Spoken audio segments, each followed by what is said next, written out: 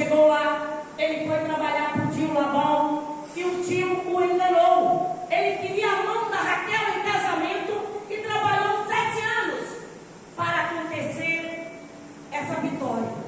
Mas quando chegou aos 7 anos, no 7º ano, o tio Labão o enganou, entregando a sua filha mais velha, a Lia. Jacó irou, mas Jacó recebeu aquilo, ele colheu aquilo que ele plantou. Não se pode plantar maçã e colher melancia. Não se pode plantar discórdia e colher amor. Está entendendo, igreja? Amém. E ali, Jacó trabalhou mais 7 anos, para que junto ele recebesse a mulher Raquel, que era a filha dele, que era a mulher que ele amava. E nesse momento aqui na história, Jacó pegou tudo que é seu, tudo que pertencia e resolveu voltar à sua terra.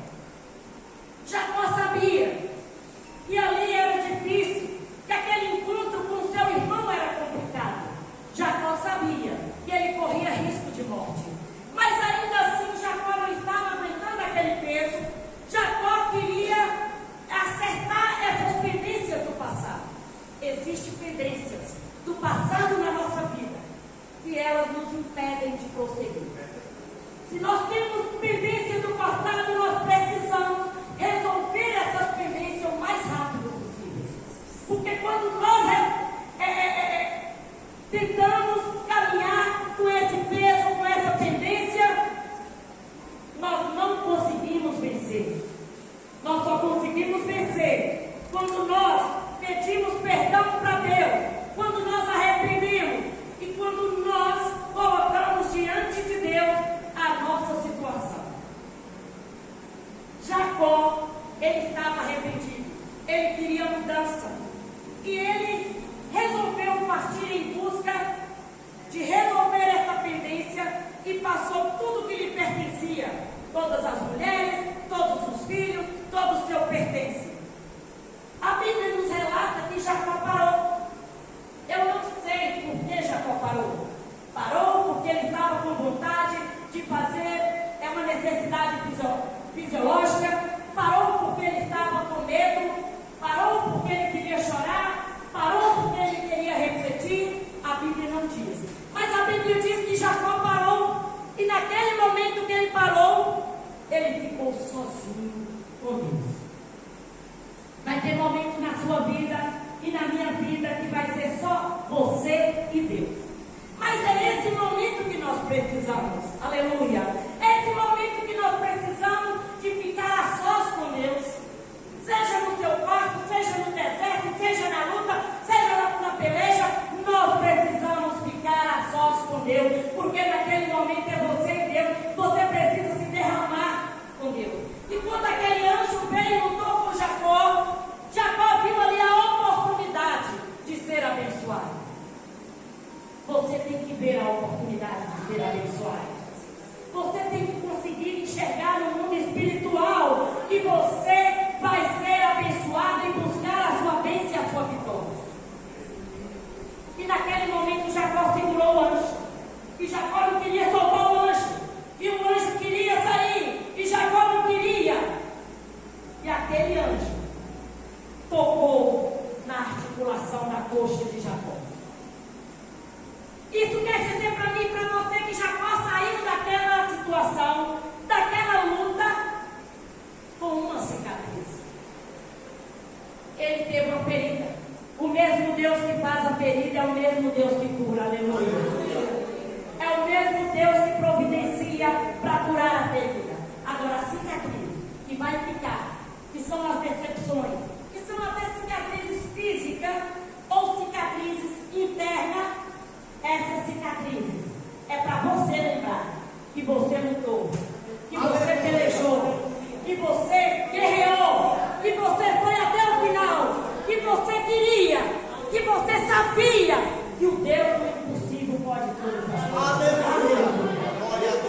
E é nesse momento que você olha para essa cicatriz e fala: eu venci, eu passei. Mas se você ficar vivendo do passado, se você ficar lá aceitando o passado, Jacó ele não aceitou o passado,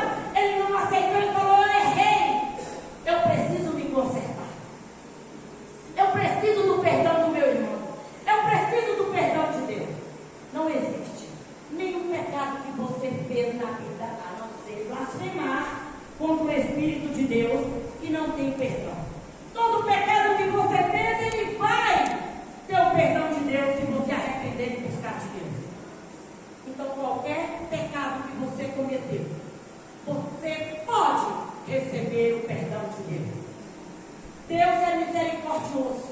E o que nós temos é pela graça. Ninguém merece nada. Ninguém. É pela graça. É pela graça. É pela misericórdia de Deus. Que naquele momento que Jacó lutava, ele lutava porque ele queria mudança, ele queria transformação. Ele agarrou aquele anjo e ele não soltava aquele anjo. E aquele anjo virou para ele e falou: como você se chama? Ele disse: Jacó. Jacó significa suplantador, aquele que deseja o lugar do outro. Cuidado, meu irmão. Cuidado, minha irmã. Se você estiver desejando o lugar do outro, não deseje o lugar do outro, porque o que Deus tem para você está guardado. Ninguém pode tomar. Respondeu para ele: mudarei o seu nome de Jacó para Israel. O rótulo de enganador foi tirado. Israel significa permita que Deus prevaleça. Aleluia. Quando nós temos um encontro verdadeiro com Deus, não tem como ficarmos do mesmo jeito. Algo diferente acontece, porque quando Jesus entra, o mal tem que sair, o erro tem que sair, o pecado tem que sair. É lógico que não tem ninguém santo, nós vamos pecar, nós vamos errar, mas não é uma coisa cotidiana, não é uma coisa que você vai fazer todos os dias. Então, quando mudou o nome de Jacó, que significa permita que Deus, que Deus prevaleça, o verdadeiro encontro de Jacó com Deus aconteceu. E Deus transformou a vida de Jacó. E assim Ele pode transformar a sua e a minha vida. Deus transformou, mudou o nome de Jacó. Deus também pode mudar o nosso nome. Sabe aquele apelido horroroso que nós tínhamos no passado? Ele ficou lá atrás. Oh, glória. Aleluia. Porque hoje você é remido pelo sangue do Cordeiro.